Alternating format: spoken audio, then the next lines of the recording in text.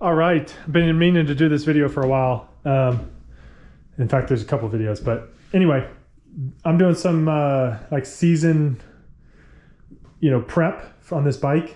It's 2025 season coming up, but I wanted to do a video on this because I've been meaning to, and I just realized as I'm doing this how much this improvement made to me. I did this actually 3 years ago, and I'll get into it. This bike is a 2010 KTM 250 two-stroke, and it's 15 years old at this point, and this was my very first dirt bike. And the first thing I noticed, I didn't grow up riding dirt bikes, I didn't grow up riding motorcycles, so the first thing I noticed when it came to maintenance and taking care of this bike and keeping up with it is you got to change your air filter all the time. You guys know this, and some of y'all that grew up doing this may laugh at what I'm about to tell y'all and my solution for it, but I was very, very disappointed with the OEM, manner and method of how they seal up the air filter and the air filter cage and the intake, basically the intake boot. Coming from trucks and cars, there's always a really good positive seal, and it's pretty easy and user friendly. But let me show you what I'm talking about. So that's my race bike. Oh, this bike is basically the exact same thing.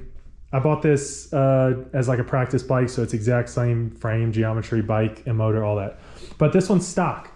And you guys know, this is what an OEM filter cage looks like. It's plastic. You got to seal it with grease. You got to clean it every so often. And then you kind of fit that thing down in here inside this little flange. And you got to make sure that the grease is right. You got to make sure the flange is right. And then you got to make sure this is on there and has enough tension. And I was super dissatisfied and very neurotic and nervous that it wasn't sealed up properly every time I did this when I first got this bike.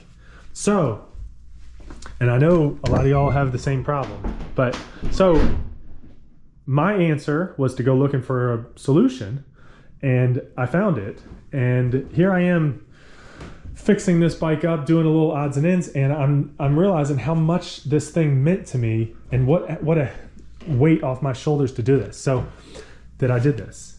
This is this is obviously my intake air box that sits in the subframe, and this is the carb boot right here that goes onto the carb. But this is what's called a Loudmouth exhaust, and this is just a wash cap. But basically it's super intuitive. There's a backing plate, there's a foam gasket, and there are these little studs that this aluminum or whatever it is little plate goes on, and you tighten this thing down and it squishes the foam gasket. And what does it give you? It gives you a super solid flange with which, where did I put that filter? Here it is. With which now you can go and you can put a filter. They come with these filters that have this really nice rubber gasket. It slides right on there. You can make sure it's on there nice and tight. And then how do you clamp it? You use a traditional hose clamp. Tighten that sucker down. There is a 100% guarantee there's no dirt getting up in there, and you don't have to rely on grease. You don't have to rely on a plastic frame sitting just correctly, and you don't have to rely on a coat hanger metal tension rod, right?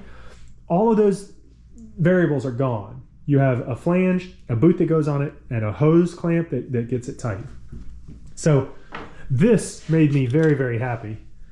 And I'm just cleaning it up. I'm having to switch this subframe, box, whatever. I'm switching some stuff, cleaning it up, replacing some parts.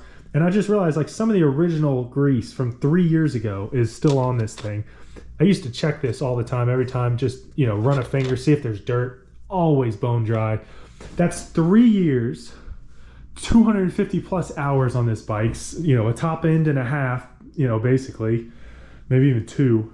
But this thing just has really taken a burden off me with my nervousness about maintenance and making sure I'm doing everything right to preserve the longevity of the motor.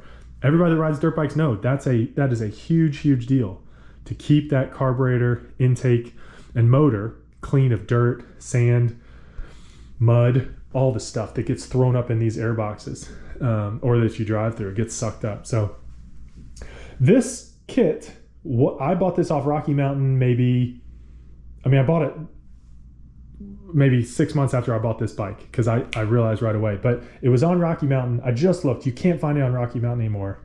I think I paid $150 for it, which was this whole kit. It came me a wash cap and then a filter, one filter, but they still have a website, Loudmouth MX, whatever, Loudmouth intakes, and go look them up. They have them for almost every bike, and maybe your bike, maybe your Japanese bike or whatever, the newer KTM models, they have a better sealing system that kind of inspires more confidence. But if you have any kind of nervousness or neuroticness about you, about not having seal up, or if you've done a poor job in the past, I really urge you, give this thing a try. Take a look at it. You know, it's just peace of mind. Like I said, the proof is in the pudding right here. I'm 3 years, 250 hours, and this thing is amazing.